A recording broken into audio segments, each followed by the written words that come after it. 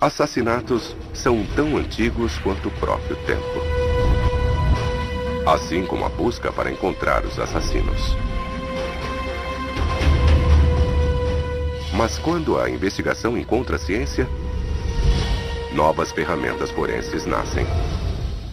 Em 1897, em Chicago, o desaparecimento de uma mulher mudaria o modo de como criminosos são capturados.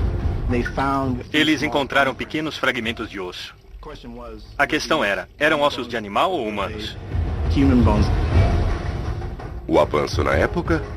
Antropologia forense. Um modo de descobrir os segredos obscuros que se escondem nos ossos. Os ossos não esquecem, eles sempre dizem a verdade. A antropologia forense revolucionou a luta contra o crime. Mas um século depois, ela enfrentaria um de seus maiores desafios ao tentar revelar os terríveis crimes de um sádico assassino em série conhecido como o Palhaço Assassino. Ele matou por volta de 50 pessoas.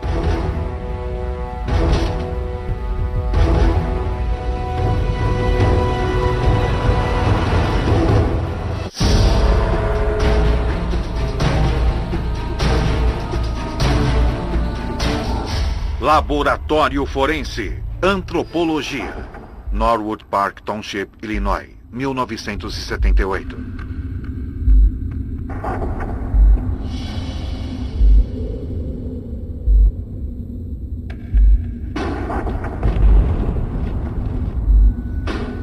Dezembro de 1978. A polícia está procurando um adolescente desaparecido em Norwood Park Township, Illinois. Com um mandado de busca, eles começam a vasculhar a casa do suspeito. Porém, o que começara com uma investigação sobre o desaparecimento de um adolescente, logo revelaria algo muito mais perturbador. O esconderijo de um dos assassinos em série mais famosos dos Estados Unidos. 10 dias antes, Robert Peace, de 15 anos, desapareceu dentro de uma farmácia em seu bairro. A mãe do garoto o viu na farmácia quando foi buscá-lo. Ele saiu de lá, mas resolveu entrar outra vez e, segundos depois, a mãe decidiu ir atrás do filho para ver onde ele estava. Mas ele não estava em lugar nenhum. Tinha desaparecido.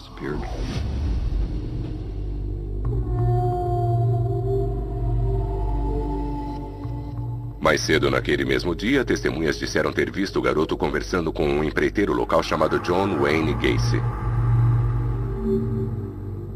Gacy disse não saber de nada e negou estar com o garoto ou ter conversado com ele. À primeira vista, Gacy parece um cidadão modelo. Ele era ativista da comunidade, era anfitrião de todas as reuniões relacionadas, tipo 4 de julho, e os vizinhos o consideravam uma excelente pessoa. Ele era muito sociável. Gostava de entreter as crianças como palhaço. Sempre fazia isso, e era muito respeitado. Mas por trás da máscara está um homem com segredos obscuros. John Wayne Gacy tinha ficha criminal e tinha cumprido pena no estado de Iowa por assédio sexual a meninos. Quando soubemos disso, nos concentramos nele como suspeito. A ficha criminal de Gacy faz dele o suspeito número 1 no desaparecimento de Robert Peace. E a polícia espera que não seja tarde demais para salvar o garoto. Fomos à casa dele à procura de Robert. Não sabíamos se ele estava sendo mantido prisioneiro ou se havia sido enterrado ali. A polícia leva Gacy em custódia acusado de posse de drogas e faz uma busca detalhada em sua residência. Não há sinais de Robert, mas alguém percebe um forte mau cheiro abaixo do piso. A busca então se volta para baixo do assoalho da casa. Quando o piso foi quebrado, já foi possível sentir o cheiro de algo apodrecendo ali embaixo. Um dos detetives disse, tem algo errado, está cheirando a necrotério aqui.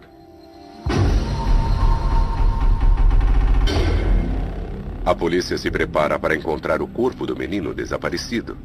Mas não é isso que eles encontram. Eles encontraram o que pareciam ser ossos. Mas Robert Pist havia desaparecido há poucos dias. Mesmo se estivesse morto, aqueles ossos não poderiam ser dele. À medida que a polícia escava, eles exumam um esqueleto completo. Depois, um segundo e um terceiro. Está começando a parecer que o homem que se veste de palhaço em festas infantis pode ser um assassino em série. Havia uma foto de um dos corpos em que aparecia o crânio. E mesmo sendo uma fotografia, dava para ver a expressão de medo naquele crânio. Vou me lembrar daquela expressão de terror para sempre. Claro, um crânio não pode apresentar nenhuma expressão facial como aquela. Provavelmente não, mas para mim, ele parecia estampar o medo da vítima algemada sendo estrangulada. Eu fiquei imaginando se aquilo era real. Jamais poderíamos imaginar que aquela pessoa fosse um assassino em série. Parece que Gacy esteve cometendo assassinatos em grande escala. E que o terreno embaixo da casa dele era seu cemitério particular, repleto de vítimas sem rosto nem nome. Está claro que Gacy é o assassino. Mas a polícia quer poder provar. Primeiro, eles precisam descobrir quem são aquelas pessoas e o que houve com elas. E eles farão isso estudando seus ossos. Mortos não podem falar. Mas na antropologia forense, seus ossos certamente podem. Antropólogos forenses são pessoas que passaram sua carreira aprendendo a recuperar e analisar ossos humanos. As primeiras tentativas de se desenhar um esqueleto humano datam de quase 2000 anos e devem-se a um médico conhecido como Galeno de Pérgamo. Ele foi o primeiro a desenhar com clareza a disposição dos órgãos no interior do corpo humano, incluindo o esqueleto. Há séculos, os médicos recorrem às informações que ele forneceu, mas Galeno, na verdade, baseou algumas de suas observações sobre a anatomia humana em animais e não em pessoas. Em 1500, um médico chamado Andreas Vesalius finalmente criou um quadro mais preciso da anatomia humana. Vesalius, o pai da anatomia moderna humana, fervia tecidos em água para que pudesse literalmente montar um esqueleto, osso por osso, em sua cozinha. Mas foi somente depois de 1878 que o professor de Harvard, Thomas Dwight, percebeu que os ossos de uma pessoa podiam revelar detalhes específicos, como por exemplo se pertenciam a um homem ou a uma mulher.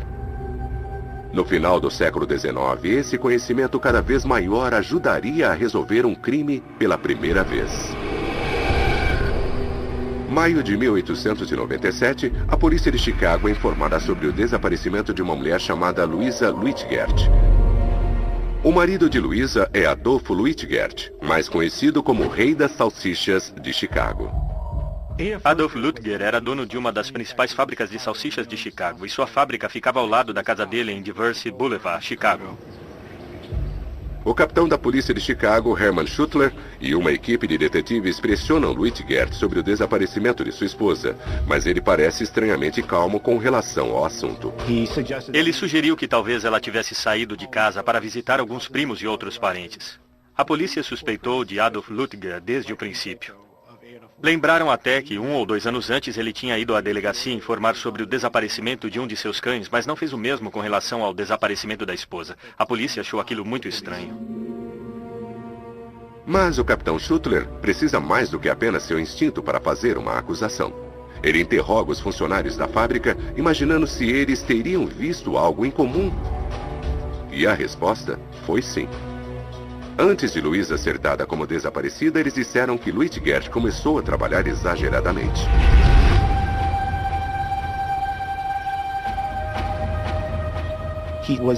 Um dia antes do desaparecimento, ele conduziu várias operações estranhas no meio da noite. Por exemplo, colocou substâncias químicas dentro de barris. E na manhã seguinte, quando a família acorda para tomar o café da manhã, a esposa, Louise Lutger, havia desaparecido. O capitão Schuttler verifica os barris onde Luitgert fazia suas famosas salsichas, os mesmos barris com os quais ele havia trabalhado na noite anterior. Adolf Lutger tinha dito aos funcionários que aqueles barris que estavam no porão da fábrica estavam cheios de uma substância pegajosa, que ele não explicou qual era, mas disse que queria que limpassem o local.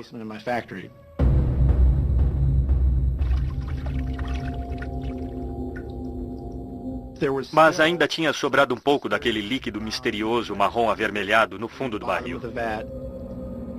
E quando a polícia drena o fluido restante e verifica o fundo do barril, eles descobrem algo perturbador. O anel de uma mulher. Talvez uma das empregadas tenha perdido o anel e este foi parar no barril. Mas à medida que a polícia continua drenando o conteúdo do barril, mais uma coisa aparece. Encontraram o que pareciam ser pequenos fragmentos de ossos. Luitgert diz que são apenas os restos dos animais moídos para a fabricação das salsichas. A carne era trazida dos currais e moída na fábrica de Lutger para ser transformada em salsichas depois. Então não seria surpresa encontrar ossos de animais na fábrica. Mas o capitão Schuttler não está comprando a história. Infelizmente, ele não pode provar nada. Não há corpo nem evidências de um crime. Sua única esperança é encontrar alguma maneira de provar que aqueles são os ossos de Louisa Luitgert.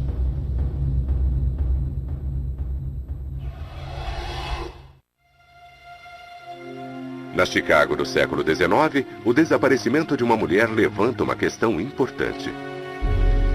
Os ossos encontrados na fábrica de salsichas do marido dela são de algum animal ou humanos? Naquela época, nem os melhores médicos podiam responder essa pergunta. Tampouco a polícia. Então, o investigador-chefe Hermann Schuttler pede ajuda da polícia. Ele precisava da ajuda de um especialista para entender tudo aquilo. Museu de Chicago. Em apenas 2 anos, esse museu ficou famoso por ter uma das maiores coleções de ossos do mundo. O Museu de Chicago é famoso por ter ossos de dinossauros, esqueletos humanos e todo tipo de exposição antropológica.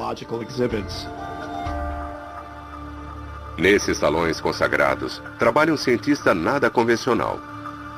O antropólogo George Dorsey. Dorsey havia viajado o mundo todo estudando restos humanos. Ele foi uma das primeiras pessoas nos Estados Unidos a obter doutorado em antropologia e estava muito familiarizado em reconhecer a diferença entre, por exemplo, o osso de um porco, de uma vaca ou de outro animal. Mas dessa vez o trabalho de Dorsey é muito mais complicado. Ele tem somente alguns fragmentos de ossos. Não é muita coisa para tentar descobrir se são humanos ou não.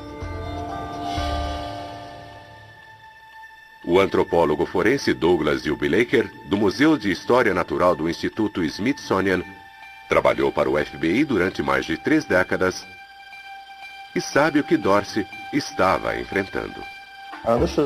Aqui temos um crânio que parece ter sido mastigado por animais. Ele foi encontrado em Oklahoma e, na época, a conclusão à primeira vista foi a de que pertencia a uma criança devido a seu formato arredondado. Eu não achei que fosse um crânio humano, por isso fizemos alguns testes com fragmentos de pelos encontrados no crânio. E o resultado foi um tipo de padrão de pelo consistente com o de uma vaca. Então a pergunta seguinte foi: que tipo de bezerro teria um crânio arredondado como o de um humano? E a resposta foi um bezerro com uma condição chamada hidrocefalia. E este é um exemplo documentado de um crânio de um bezerro hidrocefálico encontrado na Alemanha e que mostra as mesmas características. Dorsey quer eliminar qualquer chance de erro. Então ele compara os fragmentos de ossos encontrados na fábrica de salsichas a cada esqueleto em que consegue pôr as mãos. Tudo. Desde porcos a vacas e, claro, humanos. Cada um desses esqueletos tem algumas áreas de sobreposição estrutural e algumas grandes diferenças. Mas mesmo se Dorsey soubesse com certeza que era um osso humano, há 206 deles no corpo humano. E aqueles fragmentos podem ter vindo de qualquer parte. O que George Dorsey fez foi basicamente analisar os ossos encontrados na fábrica e descobrir se eles se encaixavam no esqueleto humano. Hoje, mais de um século depois, antropólogos forenses ainda usam o método de Dorsey. Após estudar cuidadosamente cada fragmento e compará-los a centenas de esqueletos disponíveis, Dorsey finalmente identifica os ossos. Ele conclui que alguns dos fragmentos são de um dos dedos do pé e de uma costela, e Dorsey não tem dúvidas quanto à sua origem. Dorsey concluiu que o único esqueleto em que esses ossos se encaixariam seria um esqueleto humano. Schuttler muda oficialmente a situação de Louisa Luitgert de pessoa desaparecida para vítima de assassinato. E no topo da lista de suspeitos está o marido dela, Adolf Luitgert. Adolf Lutger era o único suspeito que a polícia tinha. Algumas testemunhas disseram tê-lo visto perseguir a esposa com uma arma numa certa ocasião.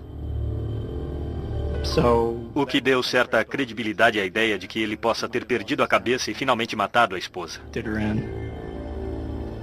A polícia de Chicago prende Luitgert e o acusa-o de ter assassinado a esposa. A história imediatamente se torna a sensação na mídia. As salsichas de Luitgert tinham sido a sensação na Feira Mundial de Chicago, tornando-o muito conhecido. As pessoas sempre ficam interessadas quando alguém em uma posição de poder é acusado de um crime. Mas talvez mais do que qualquer coisa, o que impressionou a todos foi o modo como Louisa Lutger supostamente foi morta. Todos queriam saber se realmente havia ocorrido um assassinato.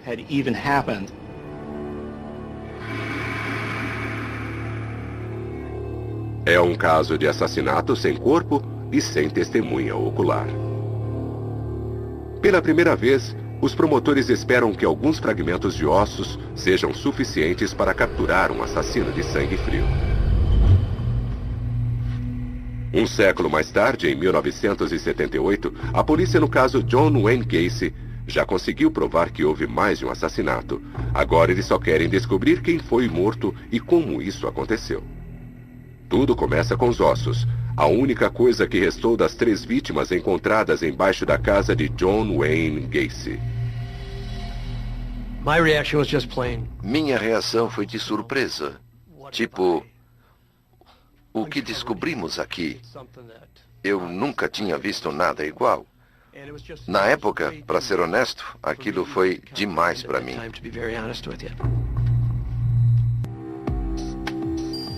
Gacy começa a falar sobre como atraía meninos para a casa dele, amarrava as mãos das vítimas usando cordas ou algemas e depois os estrangulava.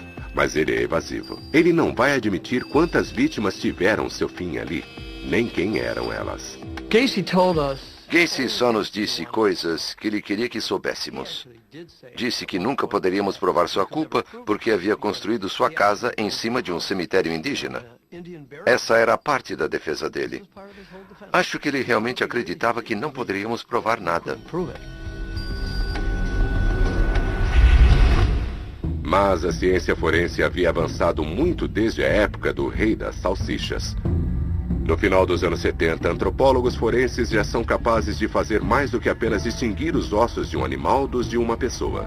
Conseguem determinar o sexo, estatura, idade e até evidências de ferimentos. Uma das lendas no campo da antropologia forense é um antropólogo chamado Clyde Snow. Foi ele quem ajudou na identificação dos restos mortais do faraó Tutankhamon e do nazista Yosef Mengele, o anjo da morte.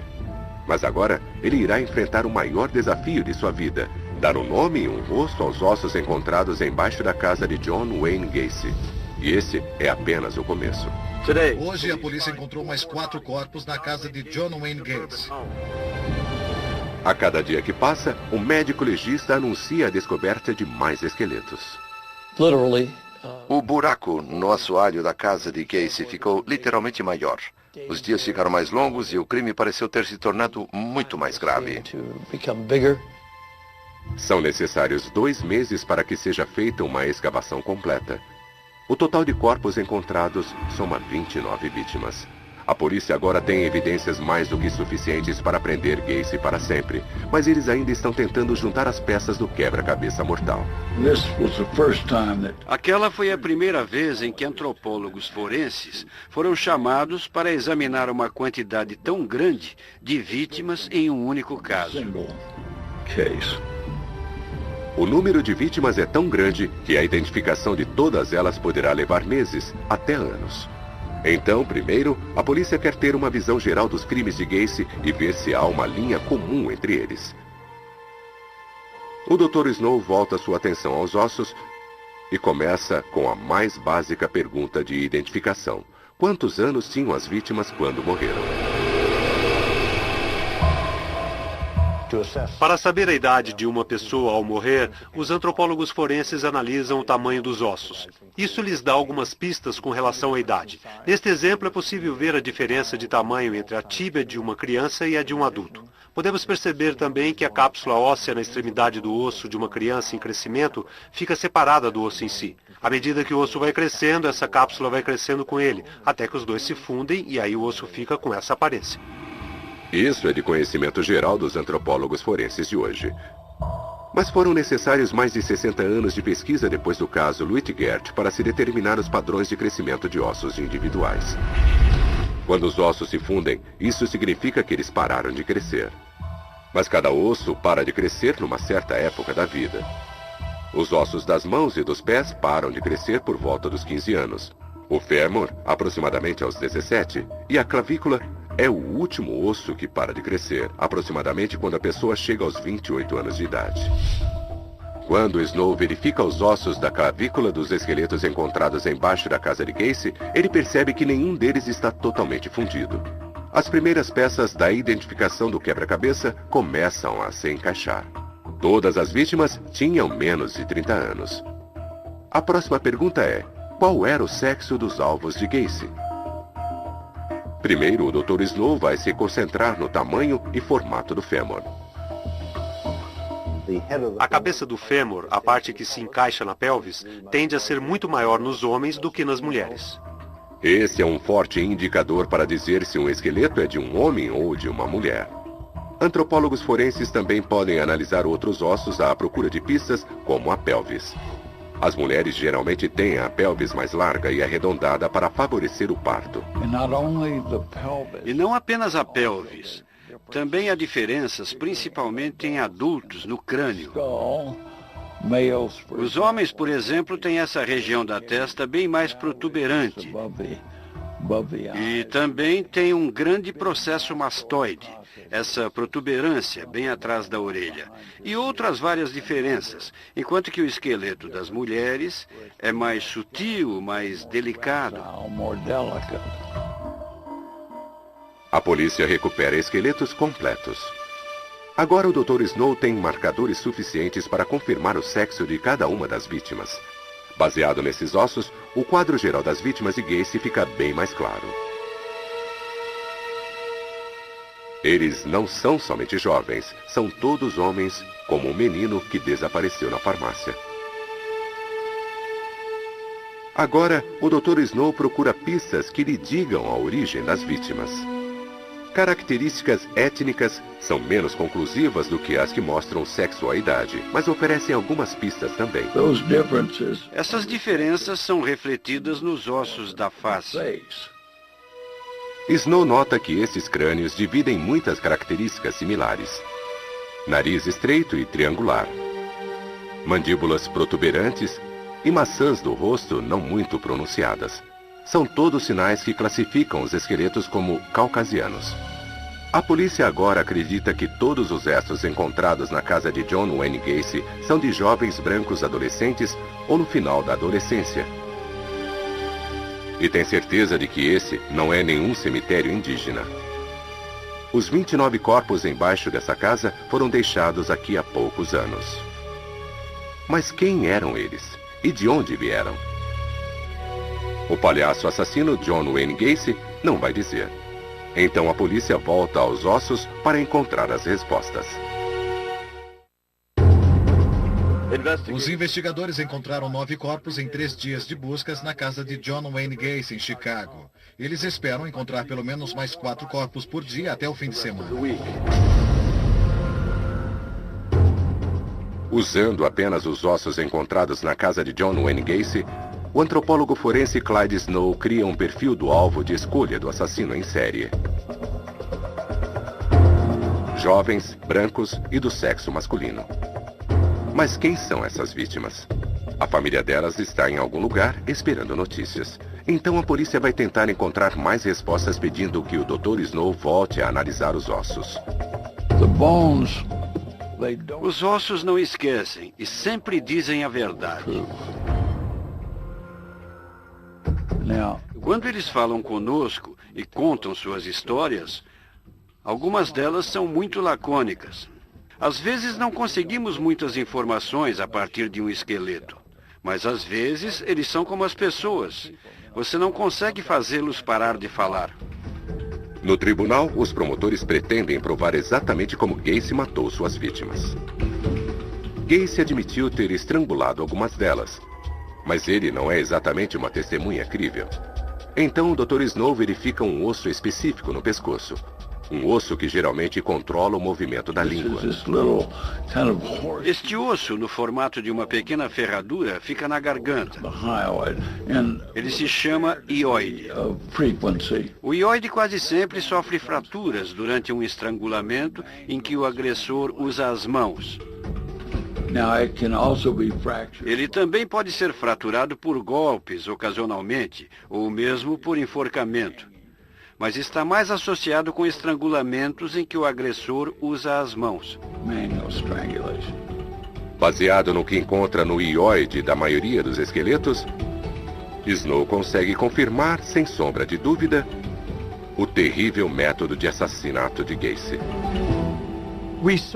Concluímos que ele passava a corda ao redor do pescoço da vítima e quando ele a torcia, a pessoa asfixiava e assim os meninos não podiam gritar por socorro.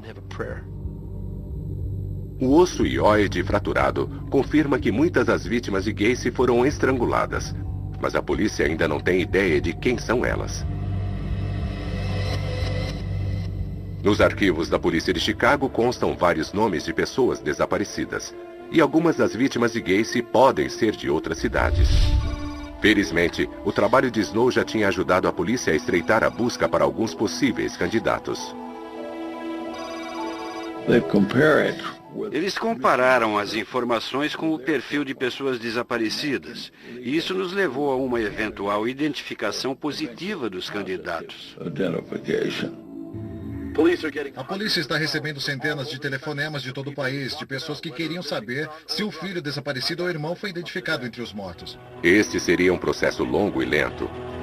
Mas muito antes da era da análise de DNA e sem a pele nos dedos para se colher digitais, há uma última ferramenta forense que pode ser usada na identificação das vítimas: os dentes.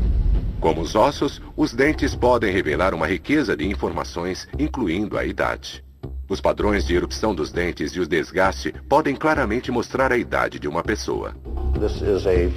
Esta é a mandíbula inferior de uma criança. Através do estágio de formação dos dentes, podemos calcular a idade com mais exatidão do que analisando o comprimento dos ossos.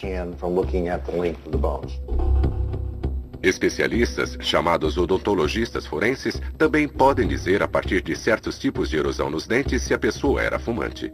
Os molares e incisivos de uma pessoa podem até revelar sua situação financeira com base na qualidade de seus cuidados dentários. Mas quando se trata de ciência forense, a melhor coisa sobre os dentes é que eles ajudam a identificar as pessoas. E é com isso que as famílias das pessoas suspeitas de terem sido vítimas de Gacy estão contando. A mãe de Gregory espera que ele ainda esteja vivo. Eu quero muito acreditar que esteja vivo. No dia 12 de dezembro de 1976, Gregory Godzik, de 17 anos, que trabalhava na empresa de construção civil de Gacy, desapareceu depois de deixar a namorada em casa. O carro dele foi encontrado no dia seguinte, mas Gregory nunca mais foi visto.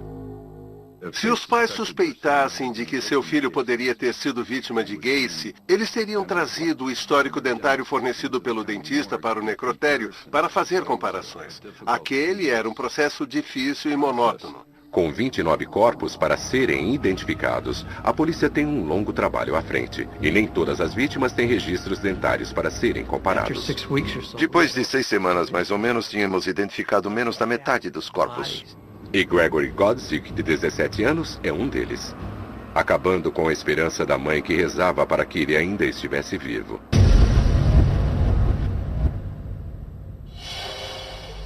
E sem digitais ou DNA para ajudá-lo, o Dr. Snow pode estar sem opção. Mas ele tem uma ideia inovadora para tentar identificar mais vítimas.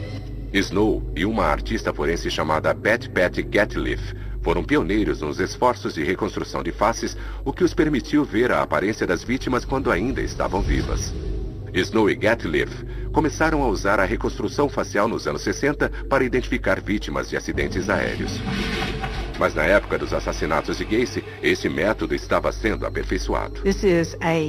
Estas esculturas são feitas com um objetivo muito específico. Não o de ir para nenhum museu ou de parecer bonita, mas com o objetivo de identificar uma pessoa.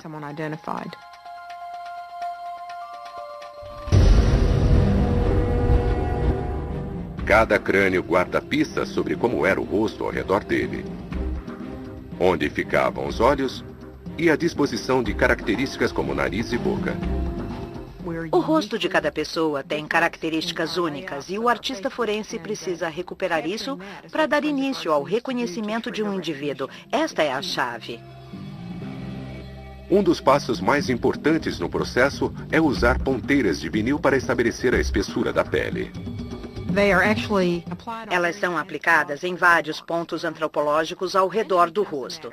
Depois é só uma questão de ligar esses pontos e começar a construir o tecido mole, usando argila para revelar quais seriam os contornos da pessoa viva. O crânio não dá nenhuma pista sobre a cor de cabelo ou dos olhos da pessoa. Mas ele mostra as características mais sutis que os artistas forenses conseguem reproduzir. Nossa tendência é pensar que conseguimos reconhecer alguém apenas pelos olhos ou alguma característica individual. Mas, na verdade, o que estamos fazendo é analisando o layout e captando as relações espaciais entre as características do meio do rosto. Esse desenho triangular que abrange os olhos, o nariz e a boca. Essas pequenas diferenças causam um impacto muito grande no reconhecimento de uma pessoa. Agora a polícia finalmente deu rosto a 9 das vítimas não identificadas de Gacy. Mas será que eles vão encontrar nomes que se encaixem nesses rostos? Logo as imagens são divulgadas na mídia, na esperança de que alguém, em algum lugar, possa reconhecê-las. No caso de Gacy, a polícia tinha esqueletos completos e evidências claras de que estavam lidando com um assassino em série. Mas 100 anos antes, tudo o que a polícia tinha eram fragmentos de ossos e o relatório de uma mulher desaparecida. Ainda não há provas de que Louisa Luitgert tenha sido vítima de assassinato ou de que o famoso rei das salsichas de Chicago a tenha assassinado. Surgiu uma questão jurídica essencial chamada corpus delicti, ou corpo de delito, em que você tem que provar o crime com o próprio corpo da vítima. Assim, a primeira pergunta é, houve um assassinato? E algumas pessoas em Chicago, incluindo Adolf Lutger, insistiam que não havia ocorrido nenhum assassinato e que Louisa Lutger havia apenas fugido. Mas o antropólogo George Dorsey conta uma história diferente. Ele acredita que Louisa foi morta e está tentando provar isso com alguns fragmentos de ossos, algo que ninguém nunca tinha feito. Este foi o primeiro julgamento em que os antropólogos testemunharam como peritos. Foi uma sensação incrível, semelhante ao que vivenciamos no julgamento de Casey Anthony ou de O.J. Simpson. Houve cobertura geral. 24 horas por dia, os jornais imprimiram edições extras. Milhares de pessoas foram ao tribunal tentando participar do julgamento, porque todo mundo queria ver. A área do local da audiência ficava lotada todos os dias. Quando George Dorsey testemunhou, seu testemunho foi crível. Ele pareceu muito confiante quando identificou aqueles ossos como partes específicas de um esqueleto humano.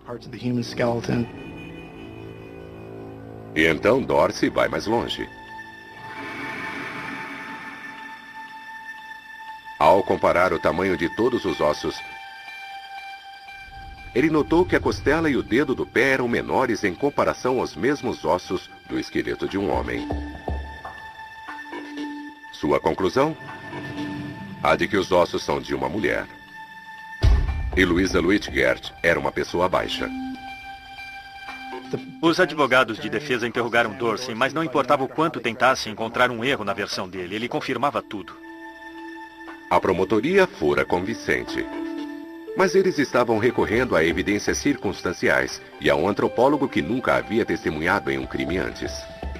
Então a defesa tenta lembrar ao júri que esta é a opinião de um especialista apenas. Os advogados de defesa continuaram batendo naquela tecla, tentando deixar os jurados em dúvida. A equipe de Luitgert contraria a principal testemunha da promotoria com seu próprio especialista, o Dr. Walter Allport, professor de anatomia da Northwestern University. E após examinar alguns dos fragmentos da costela, ele chega à sua própria e diferente conclusão. O Dr. Allport analisou os mesmos ossos que George Dorsey havia analisado e disse que eram de um porco. Costelas de porcos e humanos têm características similares, o que tornou a afirmação de Allport muito plausível. Como muitos julgamentos hoje, no final há vários especialistas no banco das testemunhas. Foram trazidos vários ossos durante o julgamento. Allport os analisou a todos e disse que eram de um cachorro.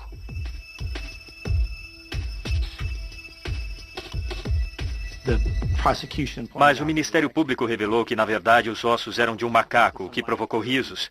Sua maneira, então, de tentar se recuperar deste erro foi dizer, bem, talvez sejam de um cão-macaco. Nesse ponto, os jurados deviam estar pensando, provavelmente esse homem não sabe o que está dizendo, o que realmente prejudicou alguns dos depoimentos da defesa sobre o caso. A defesa de Luitgert está parecendo instável, mas a obrigação de provar o crime ainda é da promotoria. Sim, talvez sejam ossos humanos. Mas Dorsey não tinha provado que alguém tinha morrido. Pelo menos, não ainda. Dorsey já tinha estabelecido que alguns dos fragmentos de ossos eram de um dedo do pé e de uma costela. Mas então seguiu-se uma nova e chocante revelação. Outro fragmento era parte do crânio da vítima. Em uma observação mais detalhada, Dorsey nota um traço do canal auricular deixado em um pedaço de osso. O que significa que esse era o osso temporal, uma parte do crânio localizada perto do ouvido. Essa terrível descoberta reforça o argumento de que esse é um caso de assassinato. Se você perde a ponta do dedinho, você consegue continuar vivo. Porém, se a perda ocorrer numa região ao lado da cabeça, as chances de você continuar vivo são muito menores. Pela primeira vez, ossos são usados para ajudar a condenar um assassino.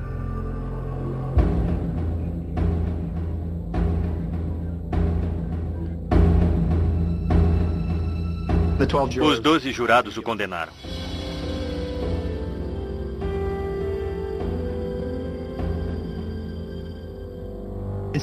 Em vez de dar pena de morte a ele, alguns acharam que ele merecia prisão perpétua por ter cometido um crime tão horrível. Alguns ossos, um especialista dedicado e uma promotoria disposta a assumir grandes riscos para fazer história. A ciência da antropologia forense provou seu valor e está prestes a dar um passo ainda maior.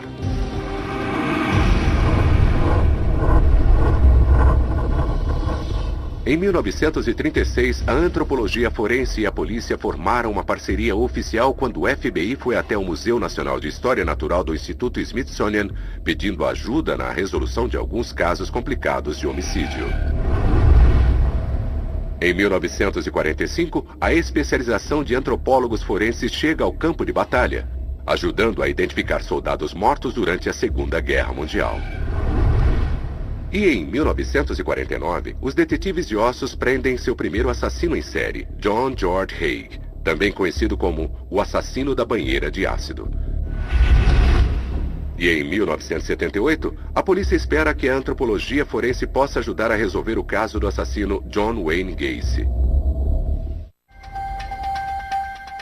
A maioria dos 29 esqueletos encontrados embaixo da casa de Gacy foi identificada. Mas ainda há alguns não identificados.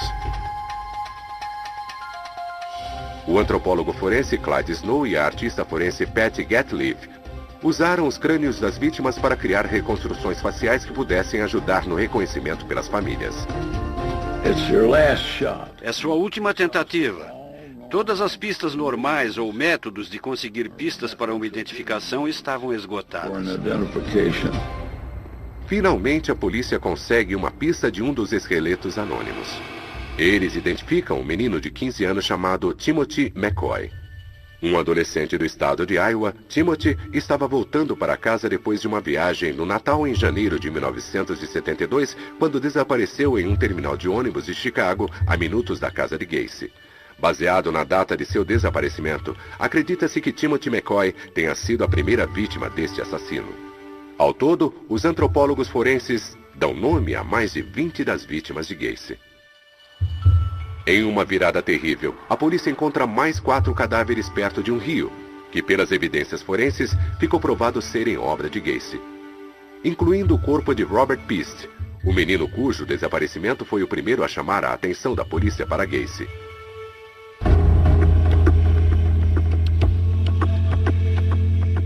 No dia 6 de fevereiro de 1980, Gacy é julgado pelo assassinato de 33 jovens e meninos. Ficou claro que o mundo da antropologia forense havia caminhado muito desde os dias do rei das salsichas. Os ossos encontrados embaixo da casa de Gacy eram evidências fortes e inegáveis. A defesa alegou insanidade, que era realmente o tipo de defesa esperado. E praticamente a única defesa disponível a ele naquele momento, em minha opinião. Eu estava com medo. Tive que sentar ali como promotor e dizer: esperem, nenhum júri nos Estados Unidos viu nada parecido com isso. Então havia a possibilidade deles acharem que aquele homem fosse realmente louco. Enquanto Gacy alega insanidade, os promotores usam os despojos de suas vítimas para tecer uma história de um sociopata que atraiu propositalmente jovens e meninos até sua casa e os matou com requintes de crueldade. Com a ajuda dos ossos das vítimas de Gacy na acusação contra ele, o veredito não é surpresa. Gacy was found guilty. Gacy foi condenado por 33 assassinatos e o veredicto foi pena de morte.